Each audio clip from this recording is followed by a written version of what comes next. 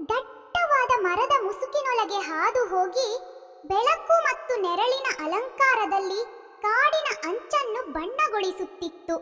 ರಾಮು ತನ್ನ ಕಣ್ಣುಗಳಿಂದ ಆ ರಂಗಿನ ಕಾಡಿನ ಅದ್ಭುತವನ್ನು ನೋಡುವನು. ಆ ವೇಳೆಗೆ ಬೆಳ್ಳಿ ಬಣ್ಣದ ಅಳಿಲು ಟಿಪ್ ಒಂದು ಮರದಿಂದ ತುರ್ತಾಗಿ ಇಳಿದು ಬಂದು ಆತುರದಿಂದ ಕಿರುಚಿತು. ನೀನೇ ನಮ್ಮನ್ನು ರಕ್ಷಿಸಬಲ್ಲವ. ಹೃದಯದ ಮರ ಸಾಯುತ್ತಿದೆ. ಅದನ್ನು ಚೇತರಿಸಲು ಗೋಲ್ಡನ್ ಅಕಾರ್ನ್ ಮಾತ್ರ ಸಹಾಯ ಮಾಡಬಹುದು.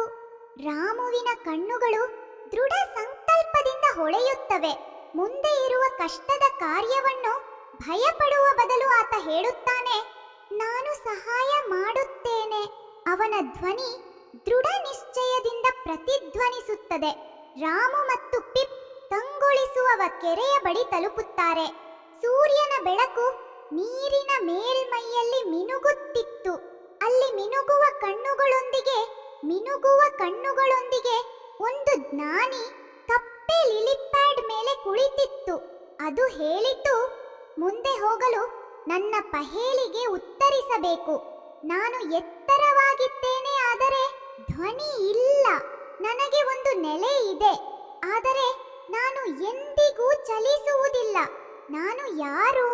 ರಾಮು ಜಯಶಾಲಿಯಾಗಿ ಉತ್ತರಿಸಿದನು, ಪರ್ವತ. ಕಪ್ಪೆ ತಲೆಯಾಡಿಸಿ ಹೇಳಿದರು, ಸರಿ, ನೀನು ಮುಂದೆ ಹೋಗಬಹುದು. ಅಸ್ತಮಿಸುತ್ತಿರುವ ಸೂರ್ಯನ ಬೆಳಕಿನಲ್ಲಿ ರಾಮು ಮತ್ತು ಪಿಪ್ ಹೃದಯದ ಮರದ ಮುಂದೆ ತಲುಪುತ್ತಾರೆ. ಆ ಪ್ರಾಚೀನ ಮರದ ಕೊಂಬೆಗಳು ಆಕಾಶವನ್ನು ತಲುಪುತ್ತಿದ್ದವು, ಆದರೆ ಅದರ ಮೇಲೆ ಕಾಲದ ಗುರುತುಗಳು ಸ್ಪಷ್ಟವಾಗಿದ್ದವು. ಅಲ್ಲಿ ಮಧ್ಯರಾತ್ರಿಯ ನೆರಳಿನಲ್ಲಿ ಮಡುಗಟ್ಟಿದ ಕಾವಲುಗಾರ ಶ್ಯಾಡೋ ಫಾಕ್ಸ್ ನಿಂತಿದ್ದನು. ಅವನ ಕಣ್ಣುಗಳಲ್ಲಿ ಪ್ರಾಚೀನ ಜ್ಞಾನ ಮತ್ತು ಅನುಮಾನ ಮಿಂಚುತ್ತಿದ್ದವು. ಅವನು ಕೇಳಿದನು, ನಾನು ನಿನ್ನನ್ನು ಏಕೆ ನಂಬಬೇಕು?